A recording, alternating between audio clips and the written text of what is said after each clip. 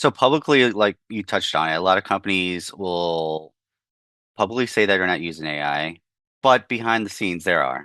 And in some form, whether it's on production side or the content creation side, project management, and so forth. And so there are elements that are being affected and being used, but there is that stigma that's out there.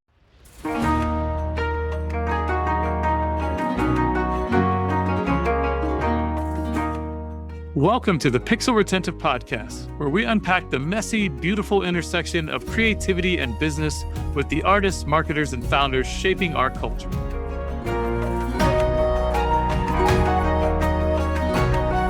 Hey friends, I'm Carl, founder of Epic Made. I'm the host of the Pixel Retentive Podcast, where we share our thoughts on creativity, art, and business.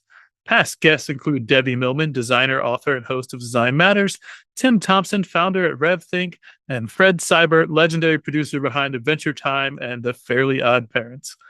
I'm forever grateful for the supporters of our podcast, and we're always open to more sponsors that align with our creativity. That said, Pixel Retentive is brought to you by the creative gurus at Epic Made. Epic Made is a creative studio that produces entertainment quality animation and illustration for brands that want to stand out in gaming, entertainment, and pop culture. We help companies tell stories that resonate with imaginative audiences and turn viewers into fandom. Whether your brand needs creative strategy, an exciting trailer, a fully animated series, or just some engaging motion graphics, we got you covered.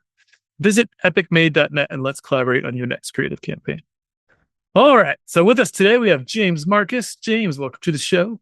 Thanks for having me. Yeah, man. Excited to have you. We're ready to peel back into some of the details and layers of all the cool stuff you have going on and some of your experience. So for those of you that don't know who James is, he is an art director and creative leader, passionate about giving back to the creative community and helping people find their way in the industry. With experience across games, immersive media, and real-time content through teams connected to Sony, Riot, Technicolor, 1047 games. He brings grounded perspective on what it takes to build great work while also building strong teams and careers. He is especially driven by mentorship, honest conversations, and helping emerging artists navigate an industry that feels unstable, globalized, and rapidly evolving. Well, welcome to the show, man. And also, you're the art director and creative leader at Snail Games USA, which I skipped on accident. Sorry about that. It's okay. Yeah. Cool. So look, before we get to into the subject today of just talking about the future of art and AI and the era of AI in games, I'd love for the audience to get to know you a little bit better. So how did you begin your journey into the game art industry, and what project do you think shaped how much how you think about creative leadership today? It's a good question. I think my foundation is always going back to my childhood and what games have done for my life when it comes to inspiration and creative thinking and just not inspiration, but social elements to it, how gathering with friends and hanging out and so forth. And I just always been passionate about games and creating new worlds. And yeah, and that really got me into it. And I've bounced between games and film, but it's always been a fun journey. And what was that second question? Sorry. Oh, and is there a specific project that Oh, shaped you most about how you think about creative leadership? nothing specific, but throughout my journey, just there have been people that really stood out that I worked with that I kind of learned from and through experience, a lot of failures in life you learn from. And so Learn the uh most. yeah, exactly. And so just throughout my career, taking all that information and just always trying to level up. And that's always been my priority. And so I think one thing I like to tell people is in my career, like never be afraid to fail because you're always going to take some information from that and grow. And if you don't, then you're not doing it correctly.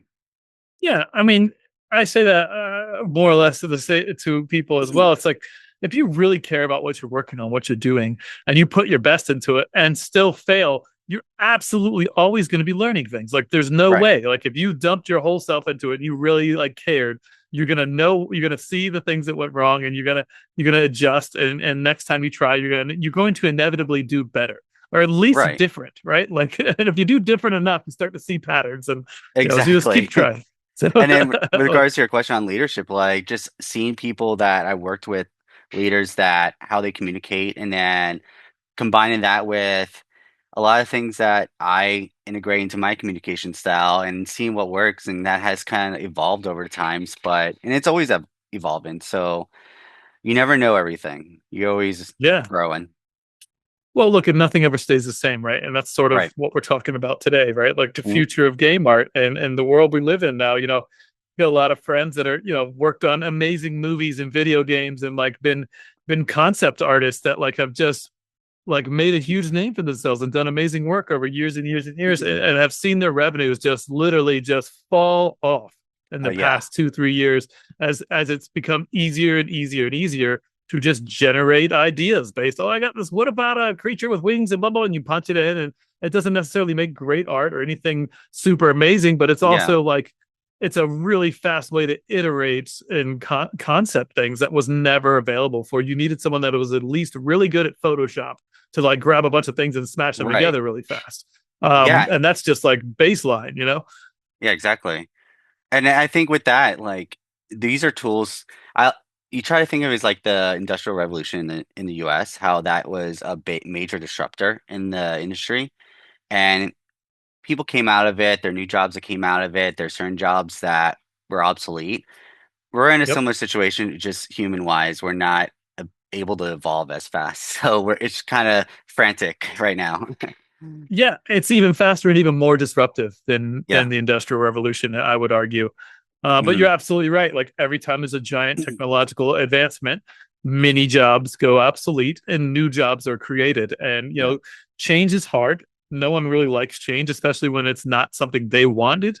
Yeah. And the space where creatives exist, like I find that we're already a hugely disenfranchised, highly talented group of people that invest so much into our craft over our whole lives. And I remember speaking with a lot of my friends and colleagues when like Mid Journey really started popping off, and Mhm. before, like, it was so easy to I mean, everybody can jump in Chat GPT and generate anything now, right? It's Yeah. just like, but it was at least a little difficult. You at least had to learn the interface and like be on Discord and like try some things when Yeah. I Mid understand Journey was prompting the and that biggest thing. workflow. Yeah, yeah. Like be a prompt engineer. No one talks about that anymore. Like, Right. like, yeah, You but had maybe and that six was like, months of oh, that. yeah, yeah, exactly. And now it's like, they were pissed off, and rightfully so, because it's like we've invested our whole selves in this, and then all, like everyone's intellectual property was stolen, and now they Yeah. created like this easy do-it-yourself bot that like displaces the entire bottom level of the market for sure. Like Yeah. the entry level jobs are like really a hard space right now. Like I feel bad for some of the people coming out of college and trying to break Oh into my the industry, because gosh. it's like you basically have to be like you have to be an AI person. Like you have to like promote yourself that way, and Yeah. it's difficult. It really is, because there's still an artistic integrity that we all want to keep intact, and that like even if we use these tools, like we want to do it in ways that feel ethical and feel respectful of our own creativity and our Right. peers and all of that. So yeah, I don't, there's a lot in there, but yeah, Yeah. Yeah. And you touched on something earlier about using it for inspiration, and that's the right use. And yeah, it's like if you think of it as like a smarter Google search, when you're artists, you're looking for references, you're Google searching or looking through books. This just is a faster method.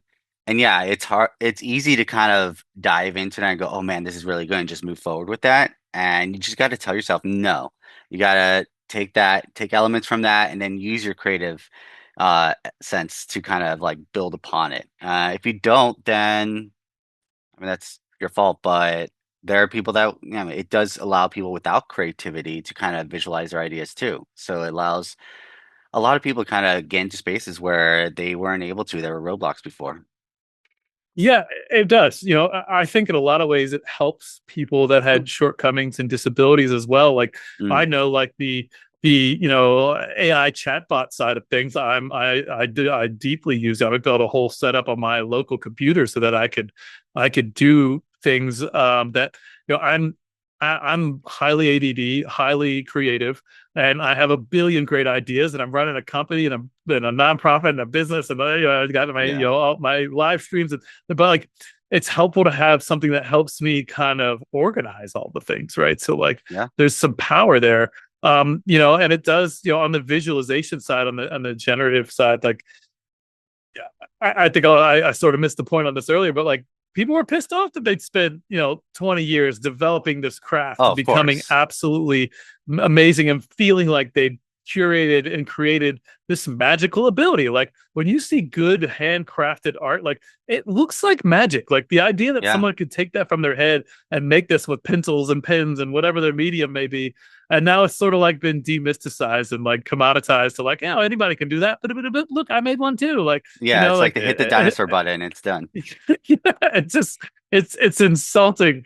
It But is. it is the world we're in now, right? So like we can bitch about it all we want, or we can go, hey, how do we as creatives adapt to this environment and position ourselves where we can still succeed? Because it's always been hard for artists. Like it's Yeah. always like feast or famine. The middle ground of middle class artists is like not something you see often, right? Like No. um so and then even when you get a steady job in the games career, like it's like next thing you know there's mass layoffs and it's like what the fuck, so Yeah. yeah. You always have to plan for the worst in their for career. Yeah, for sure. So look, I mean the industry is crazy right now, so let's Hmm. let's pump into that a little bit. Like we're seeing a lot of growth and development in AI. We're seeing a lot of people push back on the consumer side of AI. A lot Yeah. of companies are restructuring all this globalization stuff. Like where's your head at on that? Like how do you feel about this space? What are you seeing as boots on the ground? I'm seeing so publicly, like you touched on it, a lot of companies will publicly say that they're not using AI. Uh, but behind the scenes there are. And in some form, whether it's on production side or the content creation side, project management, and so forth. And so there are elements that are being affected and being used, but there is that stigma that's out there. And in time, that stigma will go away. But it's that frustration that you touched on earlier, where people are frustrated that they've spent so much time and they feel like it's not authentic when a company or a person uses AI to kind of help visualize what they're trying to get across or help, start building that visualization. And so it's it's a challenge for many, but in time it will evolve. But right now, every 6 months or less, there is a huge leap. And I know everything from commercials to film and games have been integrating AI tools into their pipeline for the past few years. And it's it's constantly evolving. And what we're going to see down the line, I don't know. We're probably going to see game development made easier for the consumer, and which is a great thing. But also then level designers and engineers are going to start thinking, wait, am I needed? With that though, the mentality should be, hey, all right, let me start creating the content on my own because I don't need this skill set or that skill set. And as for instance, as an artist, I'm prototyping using AI to help me do so because I'm not a coder. And I'm not going to sit there and try to figure out coding because when I look at it, it all goes blurry. It's not something that I could kind of absorb. So utilizing that tool to offset your weakness is the correct mentality. Yeah, it's interesting. You can do more with smaller teams now for sure. Hmm. And I think the leverage that big finance and big industry, these tycoons of industry that like own all the big nice things, like Yeah, we as creators and people with the ideas, right? That's where the value is, right? So less and less is it going to be about the individual skill sets, and more is like how can you bring together something new that the market hasn't seen and use these exactly. tools to help facilitate production. Yeah, But it's also important, like there's different types of AI, right? We have generative AI that does visual things like, we're talking about like pictures and video and that sort of stuff. We also have the, your large language models, which are chat bots and like all this sort of stuff that can help with organizational things. And then you have your yeah, coding and agentic models that like will actually kind of combine a little bit of all these things and do tasks for you. And really like there's not a world where that's maybe that's too blanketed. if you want to be competitive at the front end of these markets, you have to adopt the tools. And it's like Yes. I'll hear writers all the time like, hate on LLMs because it's doing writing and it's destroying our jobs. But meanwhile, they're doing all their concept art over here because they're not an illustrator, right? And Yeah. it's like, and vice versa, right? Like you have a bunch of visual artists that are like, oh well, AI is terrible and we shouldn't use it, and like blah blah blah. But then over here, they're running Chat GPT to create all their marketing content and do all their like strategy and all that. So it's like, Exactly. it, It's taking a step back and yeah, thinking, all right, I am using the tools are there. It's just you got to treat it as a tool. You can't treat it as anything other than that. Like Photoshop, how it changed the industry in the 90s. yep, The, you know, concept 2D artists, hand painted artists were, pushing back at that. But in reality, it was just a transition. And it this is is. just another one. I totally agree with that. And I think, people get frustrated with the tools and frustrated with like, oh, well, I don't want to do this. I like my traditional method. Great. Like, I think there's also going to still be a space where people want to buy a real ass painting that Yeah. like was actually painted. Like, you look at all the Marvel cards and the cool shit that we collected in the 90s and stuff. And it's like, Yeah. these were paintings, like 24 by 36, like actual fucking paintings. Like there's Yeah. still value for that. And you have to promote and position yourself that way. So if you're going to do not like, if you're going to be like, hey, I don't mess with AI, like make that part of your brand, right? And I think we're going Yeah. to see some fracturing in the market that like people are going to say like, hey, this is a game design studio and it's everything in here is bespoke. They use no AI and blah blah blah. And people are going to find it that has value for them. And Yeah. only time will tell if that market actually is sustainable or not, or if people end up just going, fuck it, we just got to comply and like fall in. But there will always be sects of people that aren't going to do that. And Yeah. there's 8 billion people on planet Earth. So like, find where Right. you fit. And we already have examples of that. Like you're pointing out, there are people that want that traditional form and it's a niche. And but you go to like a comic book convention or any arts convention or a game convention, you see that. And it's not as prevalent, but people are making a living and people are doing what they're passionate about. So it's like you touched on, like rebranding yourself and pushing that brand is key. If you don't, then you could change careers, I guess. Or if you want something stable, find something that's stable. But if you're passionate, find where that passion is successful and you could live off of it. Yeah, I love that. And again, you were kind of talking about mitigating, where like, hey, you're not a coder, right? And Mm. I'm actually working with a company right now where we've built an actual platform that literally has chatbot enabled into it. And you can go in there and it procedurally generates games for you based on what Oh, wow. conversations you have with it and like can make this happen in a matter of 10, 15 minutes. But it's all based on bespoke things that were created by actual artists and put into the machine, and then Yeah. it's facilitated through a chat bot, but none of it's generative content, right? So it's like you put in your idea, it helps you build that game out, do all the coding and the back end stuff, Hmm. but it's not taking away on the front side of like actual visual creative stuff. Yeah. And it's like helping bridge that gap of programming, but it's also editable and fully exportable to Unity. So really powerful stuff. So Oh, that's really stay cool. tuned. But I'm that's those kind of things are coming together in a way that is really I see the industry kind of shifting more to like you can do that really cool idea that you've been dreaming about since you were a kid if you just get 3 or 4 buddies that are passionate about it and you guys Yeah. fucking take a week and go all right 2 weeks or a month or whatever it takes like a couple months and maybe it's in the evenings or maybe just like everybody piles their vacation time and it's just like hey what can we make over summer break who knows? But I just see those kind of things popping up more and more. And Yeah. it's like you saw what people did. I mean, Minecraft was made in a game jam over the weekend, right? And like that's the dream and the anomaly. But like, That's how true. many versions of that are coming now? Where like we'll see that, but and the market's crazy right now. Like it's super oversaturated with game content. Yeah. I mean, I'm sure you know that like 20,000 games are launching on Steam this year. Like I think that was the Yeah. estimate. So Every week I'm seeing a couple new games pop up and yeah. they're high quality games too. They're not things that would take, a year or less to make. These are games that I would expect a couple years to make, and they're probably making it a lot less time because the new tools that are out there. Yeah, and the tools are only going to get better and better. Mhm. So it's Which will bring the cost approximately down too. yeah, it's 4,000 games released on the Steam So they have Oh gosh. 124,000 titles on Steam right now. So if you drop a game, so as of May, there's 4,000 games have come out this year just on Steam. Um, Man, Wild. that's yeah, and that go then you gotta market your stuff. You gotta really Yeah, market to stand out. Or make an yeah. amazing game So that will catch. 100%. And so then that's all like just building a community and Yeah. that marketing. How do you get seen in such a noisy market? Like, yeah, Yeah. I think it's 124,000 games are on Steam right now. And that's like, if you're going to launch a game as an indie, like usually are going for Steam, like that's the Yeah, easiest, I it's guess, easiest transition or yep, easiest barrier entry, I guess. for sure. So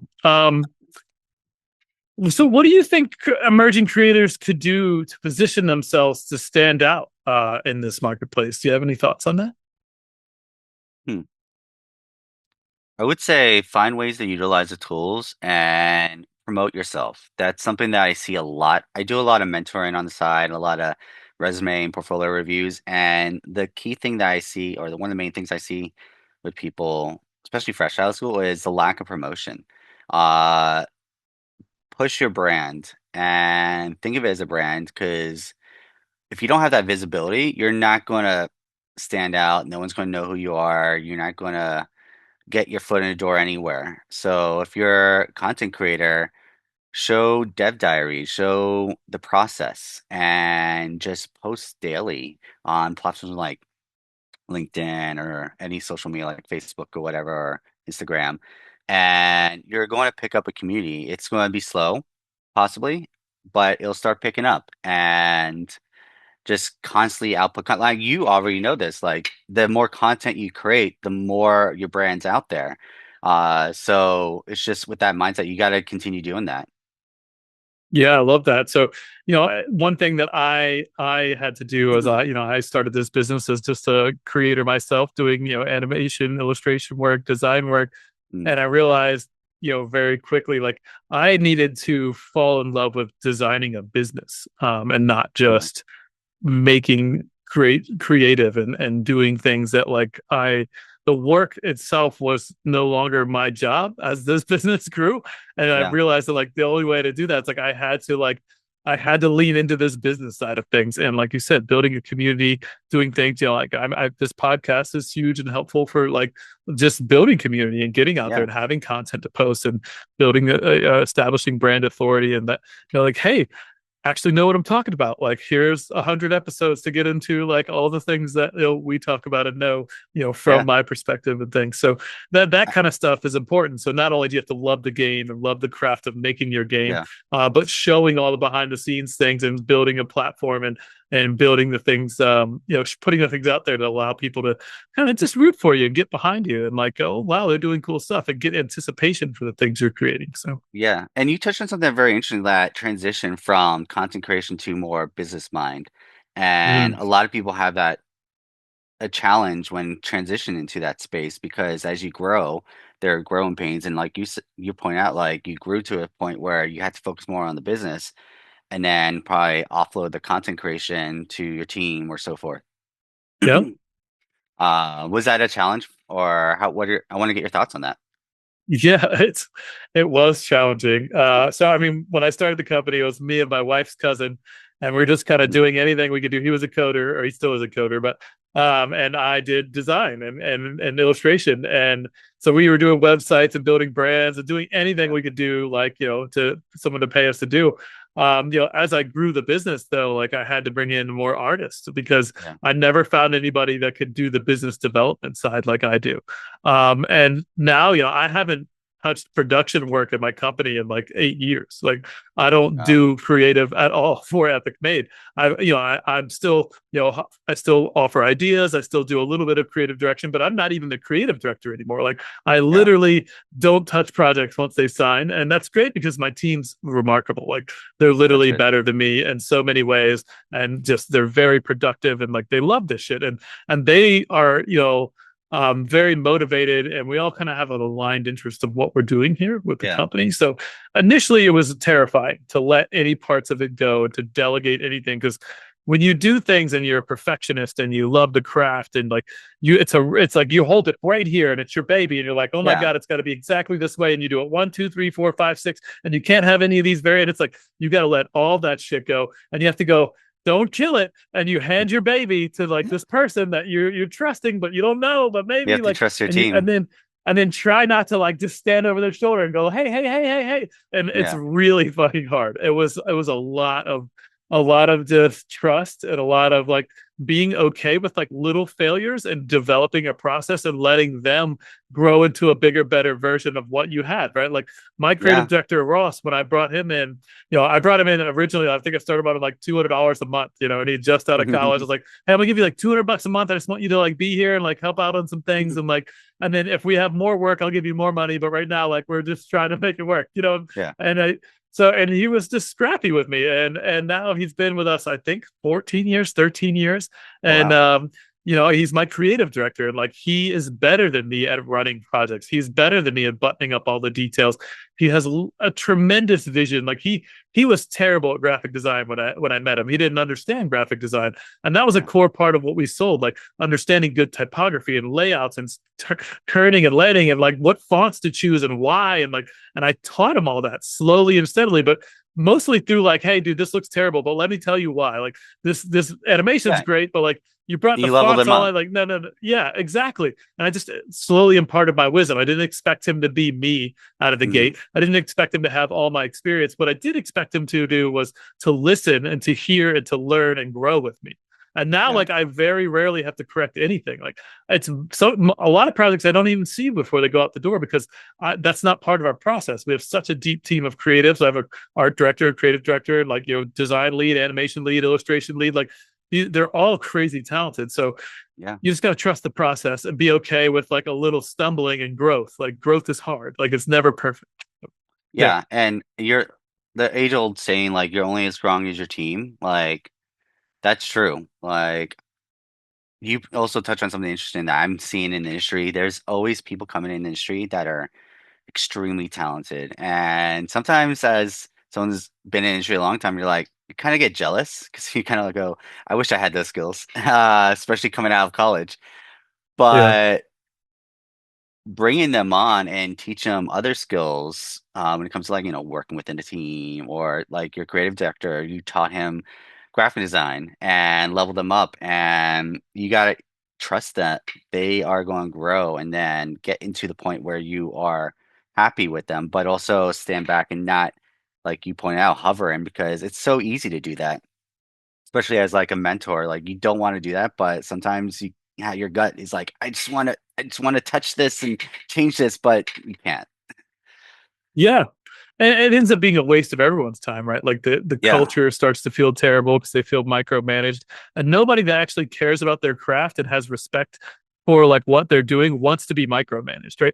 Some Hmm. people like they're insecure and they have some like, whatever, they need some help, and like that's fine. And they're kind of like probably newer or have some sort of thing that's going on. But once someone's got a little swagger, like let them go, like let them do it, like Yeah. help them afterwards, like hopefully they're the right mindset. Some people aren't, right? Some people are not great, their soft skills working in the business Yeah. are not great, and so sometimes they don't end up being a good fit for your particular organization. But give people a chance to shine, and Yeah. you can't do that if you're stepping on them and holding them like don't mess up, so Yeah. And honestly, that's probably one of the most biggest challenges of the leadership role is yeah. understanding that and not falling in those pitfalls. For sure. And so now we're circling back into this like this new world now where we're all like Mhm. teams are up in the air, things are crazy. There's a lot of layoffs, a lot of things, a lot of small Yeah. teams are popping up. I think the mid-level studios are actually probably, mid-level and smaller studios are probably doing well in terms of like they have these new resources that are relatively cheap. They have Hmm. their teams that are usually, I find the smaller the teams are, the more galvanized they are. Like the more they actually like, I literally really, really care about every person on my team, but there's only 11 of us, right? Like Yeah. someone at Disney can't have the same level of emotional investment in everyone that works underneath of them if they're a higher up executive somewhere, right? So Yeah. there's something magical there about like us wanting to build each other up, but us going like, hey, I like these new tools. These tools kind of suck, and like like it's like we have these struggles with AI sometimes, and that Hmm. we don't really like to use it yet. As a team, like I experiment with it all the time personally, in Yeah, my own personal art, my like little side things I do. But like there's the issue of intellectual property rights. It's still way up in the air. Like if something's really just generated from AI, you don't have any intellectual property rights over it. It has to be right. human authored, and human authored is not I propped in a sentence and it generated some random shit, and I want to like act like I own that because that's not you making the creative decisions, right? Now, once you Yeah, get into some like in painting and a lot of like levels like that, there's one guy who did get a copyright protection, but he proved that his process had significant human authorship, right? So like that's what it yeah, boils down to. But so in that process, like my team still doesn't like we're still faster than to getting to an end result by doing it by hand, right? But we're yeah, trying to figure out like what ways can we use to facilitate production to make it faster so that we can bring some of our ideas to life in a way that isn't going to cost me, a crazy amount of money. It's just not going to be viable because we don't have funding to go, hey, let's greenlight this story we've been writing for 10 years and just go all in on it for 5 6 months and hopefully we'll like make some money at the end of that. Like that's how yeah. you wreck a whole business you've been building for 20 years. But like is there little ways, right? So we're tinkering around now with some ideas of like how do we facilitate some in between type of simple things and make stuff go faster without losing any of our artistic integrity or control. Mm. And that's what we're trying to get to. And that's where I think the visual generative side is trying to head to. Like, how do we have parameters around things? And how do we make these tools be able to do explicitly what we're asking them to do and not anything else so that we can have consistency and develop things and we can use our illustrations and inputs to then make things faster and generate new things from there. Yeah, and there are tools that are moving in that space. I know a year ago I was testing out Leonardo AI, where it was in adjusting what I'm painting in Photoshop and various layers and make modifications. Then I paint on top, and there's this back and forth process. And there's a sync up I'm going to have either later this week or next week with another company that is now pushing more of that to where it's more of you creating the content with the added support rather than generating and then going to Photoshop and generating and going back to Photoshop. It's more everything more cohesive, let's say. I love that. And that's the people that pull that off well and do it the Mhm. most ethically, where creators can feel not only like they have some intellectual property leg to stand on, but that they're also not doing it in a way that's harming their peers and like Yeah, based on a bunch of like stolen data sets and stuff like that. Those kind of people that are the companies that are pulling that off and heading in that direction are the ones that I think are going to ultimately win this yeah, on the side of creators at least. And I think I'm really interested to see. I know Adobe did a really hard push on that, and they were really like, "Hey, we've got this ethical data set." At the end of the day, a lot of people called that into question, and the way yeah. that they got the rights to all that was less than exciting for a lot of the Not so people who ethical. yeah, right. So it's like it was a rights grab that like people, I'm sure Adobe knew what was coming a long time before they created that user agreement, and that's Yeah, okay. Like, Adobe's a giant company, and like they've got to do what they've got to do, and they've been building their business, but like we have to kind of navigate the space together, everyone. So, yeah, and like I've had some conversations with them, and they are trying to find that space. But there's other companies like that are trying to do things too, and it really boils down to the data set, right? Like, mhm, is the data set created in a way that had some opt-in that had all opt-in, right? Like I'm looking for like collective licensing solutions, and like I'm on the board of the Graphic Artists Guild, and we talk about this all the time. Like what does ethical AI usage look like? What would an ethical data set look like? What are some of the ways that should be considered while people are getting into these using these tools? And yeah. yeah, collective licensing, I think, is like the ultimate way to, hey, here's a data set. Everyone opted in. They volunteered their images. They're getting paid per usage of the Mm, data set and their contributions. And you see this in like and like reprographic rights and things of that nature with companies like Astral. I don't know if you're familiar with them, but if you're no, not, you should check it out. Everybody should check out Astral if you haven't. I'm going to. Basically, they reshare. They distribute reprographic rights that are collected from all across the world. So if you have a body of work that's out in the world, like illustrations, animations, websites, whatever, you can actually get a share of this. And there's actually no fees associated with it. Like you literally just sign up and register all the things. It takes like 20, 30 minutes and you get a check. Like I've been a member of them for, I don't know, 3, 4 years, and I get a couple grand a year, which is wild because it's literally just like getting paid for money that you've already produced. And the idea is that, like, since the internet came out, people have been able to just steal intellectual property rights. And in other Yeah. countries, not in the United States, big companies are required to pay into these fees and these buckets of money. And, these organizations then distribute them out to different people. And there's organizations like Asperl in the United States that collect some of these money and distributes it out to creators in the United States. So literally just go in there and register. It's ascrl.org. Again, amazing organization. And if you put work out into the public space in any sort of digital format, you can literally get paid for that and have to do, like, it's like, that's it. Like, it's just check it out. Like, there's That's actually nothing you really have to good. I'll do. start recommend it. I'll Yeah, you check it should. out too. It's a nice little bit of extra revenue for people, especially if you've contributed significantly just in the Oh world by yeah. creating assets for years, which I I know. know you have. Yeah, So and I know countless other artists that have just a plethora of content because you're always building up your portfolio. And I mean, it's just in there on ArtStation or their webpage. Might as well, make money for you. yeah, and literally, it's literally just registering and signing up. Like, there's no Mm. fees, no nothing. So, but yeah, That's so cool. those kind of things are cool. But like, I brought them up because they have a collective licensing model, right? Where it's like Yeah, everyone that's in their organization, they get fees that are deposited to them, are funds that are deposited to them from overseas organizations and distributed out to the people that are part of their organization that are registered.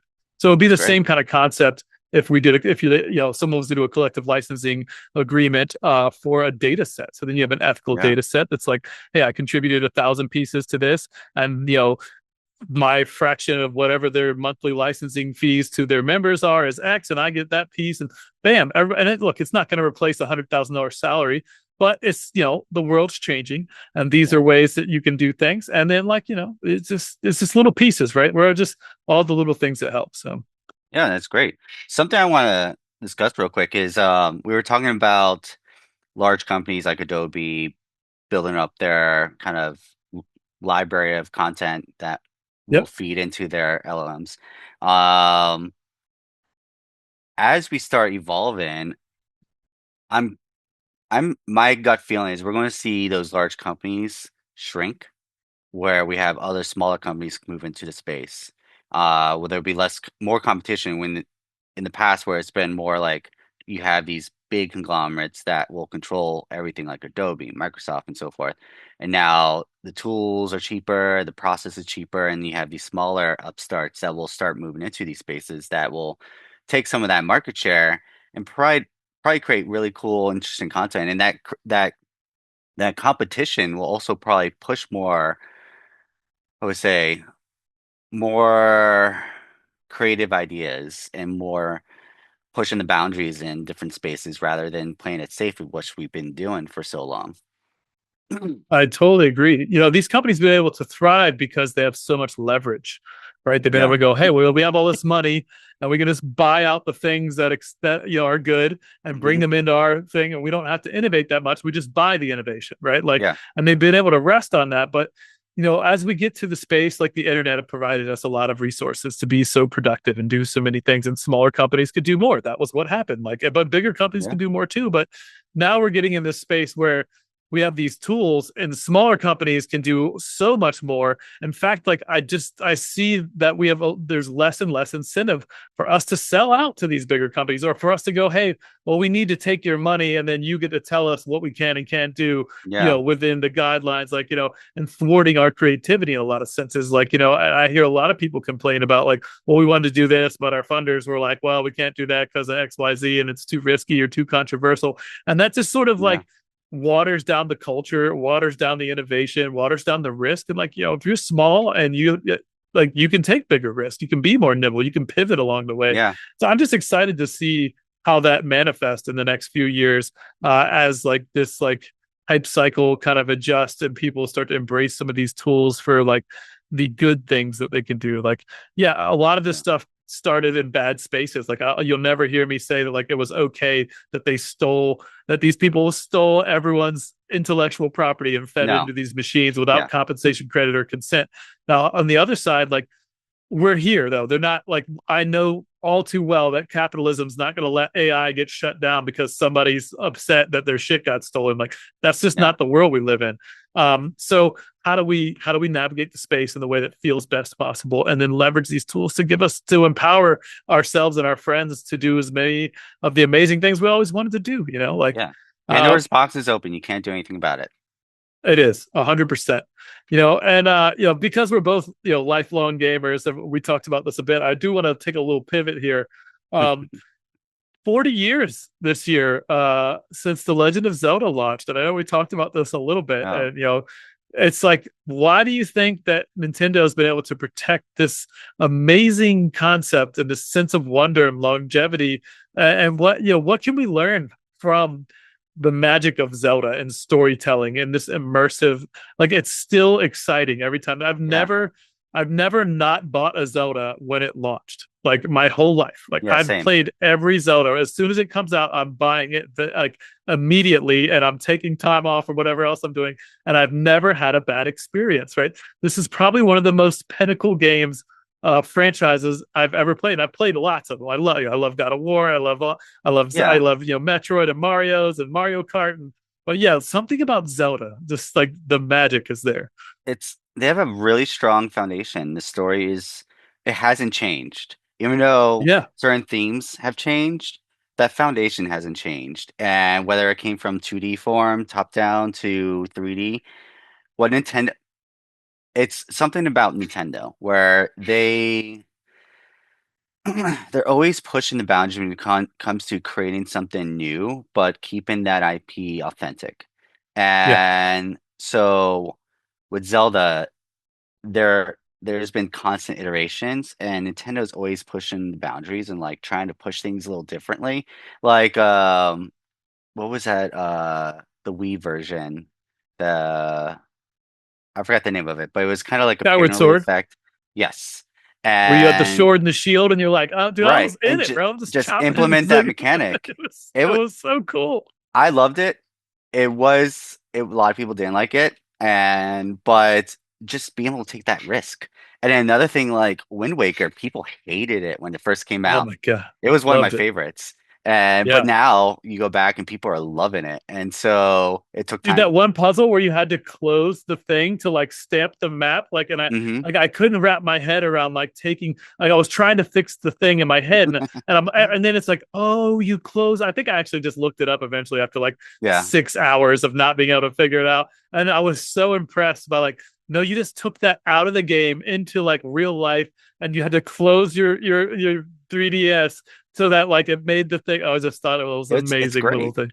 And Yeah, then other companies try to build off of that. For instance, like the last two Zelda franchises really pushed the boundaries on exploration and being able to Breath of the just Wild was explore everywhere. fucking incredible. Yeah, and Like how many games try to replicate that a ability to lot, like it just go changed a whole everywhere? genre. Hmm. It really did.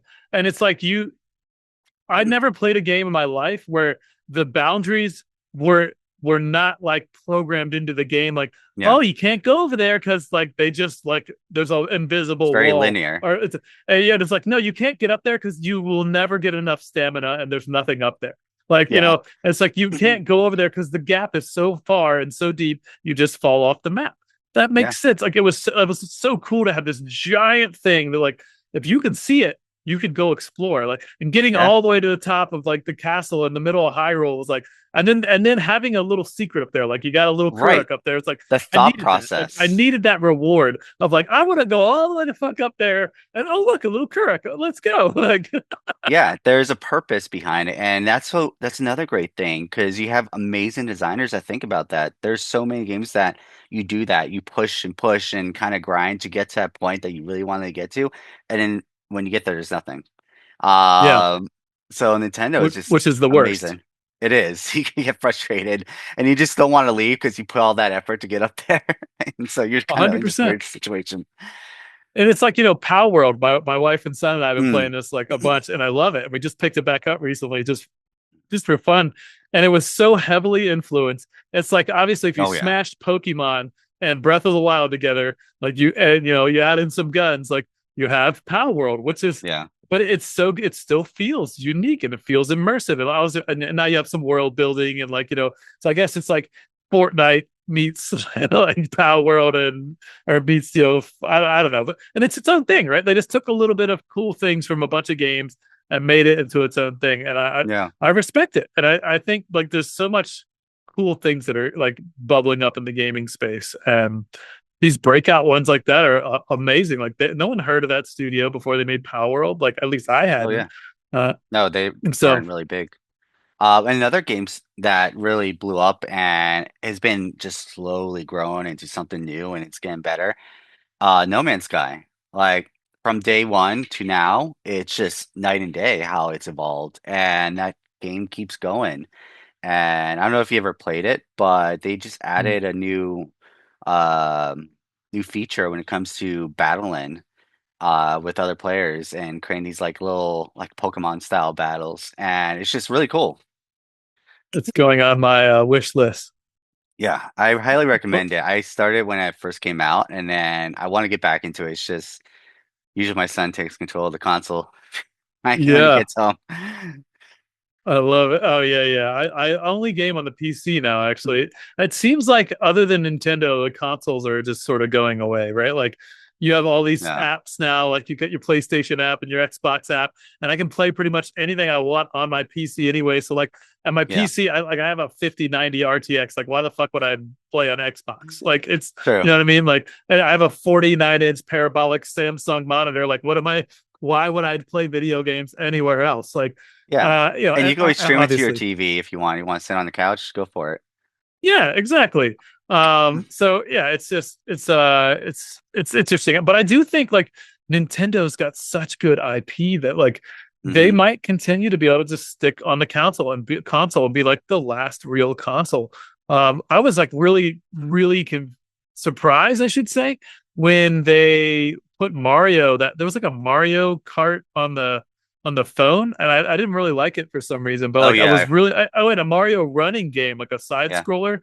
That was the only time I've ever seen like Nintendo take one of their like flagship IPs off of their their console. So Yeah, and it's yeah. interesting if you still play Mario Kart, some of the maps on that mobile version are in updates on the latest not the latest, the last generation Mario Kart 8.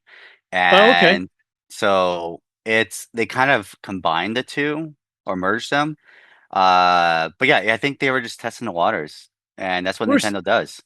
Yeah, they're not afraid. Like, and it's Yeah, wild for such a big established company. They do take a lot of risk, which is probably why. But there's really smart risk. Like the people over there yeah, making the decisions are like, no, they understand the consumer and the culture like to a level that I don't think most companies do. Like they get it. Like they swing yeah. hard and they rarely miss. Right. Like it's like I think the biggest miss they ever had was like Virtual Boy, and like that was like But they're they like still never want it. again, never again. We're not gonna fry people's retinas out, but I know. I but remember even Toys R Virtual Boy Us was checking fun. that Yeah, out. dude, it's like playing little Mario, the little tennis shit. Oh Yeah, man. But like, yeah, the Wii was innovative. It's so innovative. Like yeah. and I knew when they dropped the Switch the first time, I was like, they're never ever going to make a Game Boy again. Like, and they just combined their consoles Hmm. and just kept moving, which made sense. Interesting fact about the Wii is the Wii remotes are the same technology as the Power Glove. They just Really? repackaged it. Yeah. So I found this out from one of my artists at Sony, and I guess in his graduate program, his professor broke it down and went down into like the minutiae and the mechanics, and was like, no, this is the same technology. It's just compacted and put in this form. And that's amazing because there's literally what 30 years gap between the two. That's wild. Yeah, the Power Yeah. Glove was, more or less a failure from what I don't remember any good games or anything Oh like that. gosh, no. I remember the idea of it being cool, but like, it's Yeah. like, Same with it's the like Super Scope. the Super Scope. Yeah, there was like what one game, that it Yeah. was what the Super Scope is really great in Smash Brothers. So, you get that and you charge your Oh yeah. goods. So, And that, going back to original, they were always not afraid to take those risks too back then, and also the running pad that they had for the NES. So they dude, were that thing was always, legit. yeah. They're Track and always field exploring new also. fields. Yeah, track and field. I remember that. 100%. My cousin actually played it so much like hyperventilated and had like a stress attack, and they had to Oh take him God. to the hospital. Oh So my mom no. was like, "You're not getting on that thing." I was like, "What?" Like, anyways, but That's funny. cool, man. So I wanted to say, so what do you think? What does the future look like right now? I know you're Hmm. over there running things on the creative side of the house. At Snail Games.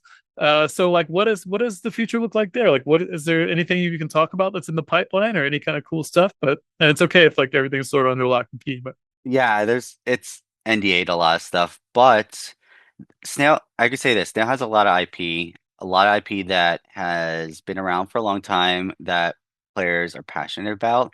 And so they're working with the community to try to see how they could evolve these IPs into new spaces and with new technology coming out. So something I love about Snail is that fact that like they're trying, they're making those efforts and they're not afraid to fail. I think that's one of the core values at Snail is take it slow, fail, learn, continue. And so that's that's what's been going on here. And I think there this year you're going to see a lot of content that's going to be pushed that players will like. And hopefully my goal is to bring in new players. Like a lot of Snail games I didn't play before coming on board, and I learned a lot coming on board. But I think have they're like any company, they're growing into new spaces and they're seeing that their market is changing and they're evolving. And that I've been at studios that don't do that and they fail. And so I think that's something that is commendable.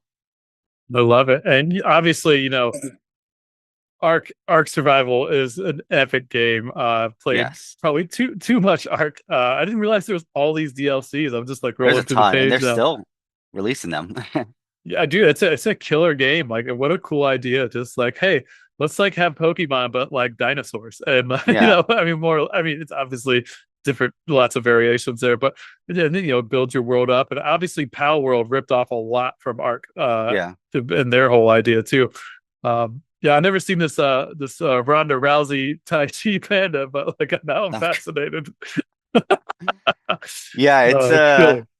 there's a lot of interesting stuff in that IP and I there are people that on my team that are loving. There are modders that really are passionate about it. And again, like I come from a different space. It's not really my type of game, but I could see where it's beautiful and I see where it's really succeeds.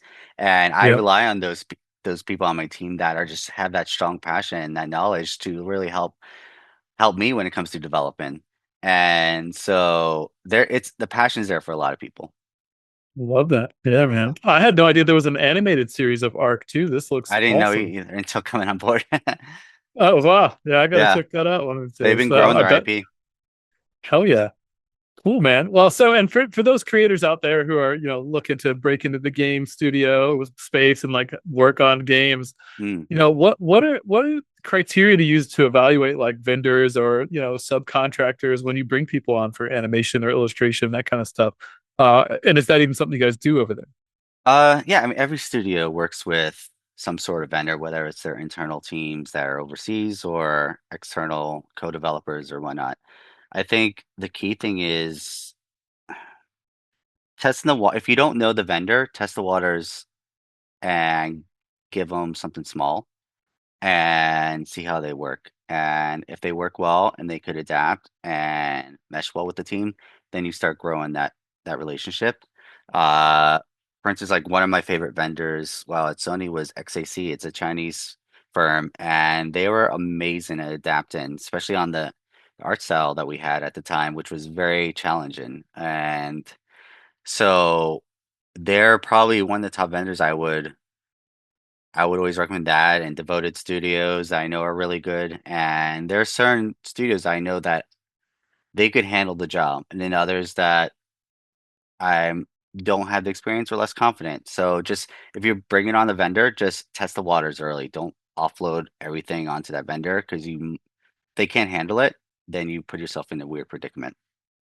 Yeah, absolutely. Yeah, and we operate the same way over here as we grow our team. It's always like, hey, what internal project do we have that's like low risk that like if it doesn't work, like we just don't use it, Yeah, just so that we can test these people out before we go, hey, we've got this like dream client we just got in the door and like we can't fuck this up, but like we're gonna trust you. Like, no, no, exactly. you, yeah, Yeah, for it costs sure. you money if you make that mistake. Yeah, and opportunity cost is huge. How do you Mm, even measure that, right? Like, so there's true. some of that sort of stuff too. But it's a little different on my side when I'm working with other clients versus you guys doing mostly stuff in house. But you can't miss a launch time. You can't miss a deadline. The whole production starts to get to be a problem if we don't hit the milestones all the way along the way. So. Yeah, exactly. Awesome, man. Well, dude, this went extremely fast. No, no surprise. But we are at time. Okay. So I would like to ask you one last question. Is there anyone or anything in your career you'd like to shout out to the audience? Maybe a mentor, Yeah. valuable resource, favorite client?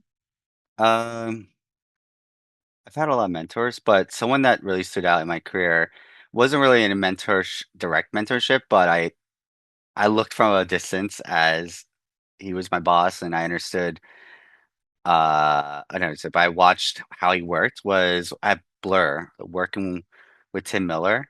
He was very he was very passionate and I saw his creative spin in his head a lot of times when we were having conversations where he was discussing some ideas and we are in like postmortems or like reviewing some stuff. And someone I always looked up to, and when it comes to following your passion, for instance, like he started in game cinematics, and that was his bread and butter, his company. Blur was just the top game cinematic studio, and then but his passion was film, and just always never gave up over the 10-year period or so. And ended up his first directing gig was Deadpool, which is a project we worked on. And one story that really stood out is like when he when him and his team created that movie, we internally did a review. We watched it before it was out, and honestly, it wasn't good at the first viewing. We all gave our feedback like, Tim, what the fuck is this? And gave constructive feedback. And what he did was he took that feedback, extended the release for 6 months, and made a complete change on a lot of content and ended up being an amazing movie. First one? And yeah, the first Deadpool. And the same Amazing. thing, Jeff Fowler, his protege or his kind of like sidekick, when he got into directing the Sonic films, we all remember the first cinematic of Sonic and how It bad was it bad. looked. The Yeah. same mentality is like, all right, take that feedback and make that strong pivot to make sure the audience, the players, the the people that really were building this for are happy. And so they did the same thing.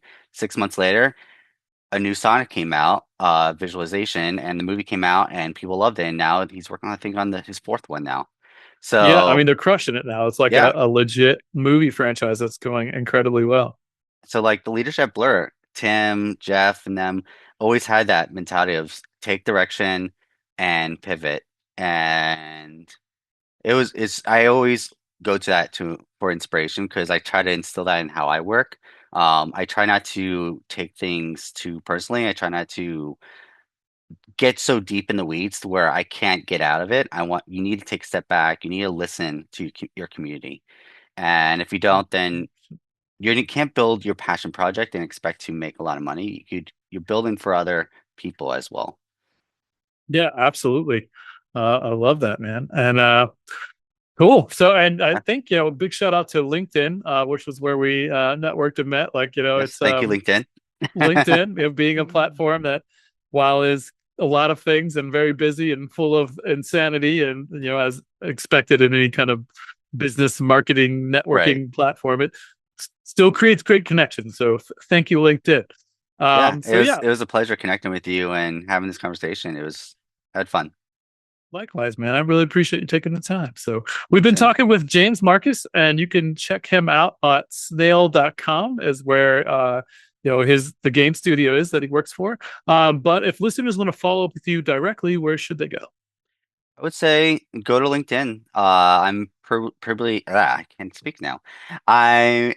I have a strong community on LinkedIn where I support the community of game developers and artists, kind of navigate this chaotic space that we're in right now. And I'm always happy to like uh, link up with other people and just, have a conversation and, you know, just have fun. But yeah, reach out to me on LinkedIn. Let's get the conversation going. Love it. And his URL is LinkedIn/in/James Marcus 3D. Yes. If you Keep it guys need that, simple. and that'll be in the show notes as well. All right, James. Well, thank you so much for being on the show, and really appreciate your time. I hope this episode, if it sparks something for you and you want to share it with your friends and colleagues, we would love that. And until next time, we will see you all Take care, later. Carl. We really hope you enjoyed the show. Please like and subscribe to join us on our next journey through the world of art and business on the Pixel Retentive Podcast.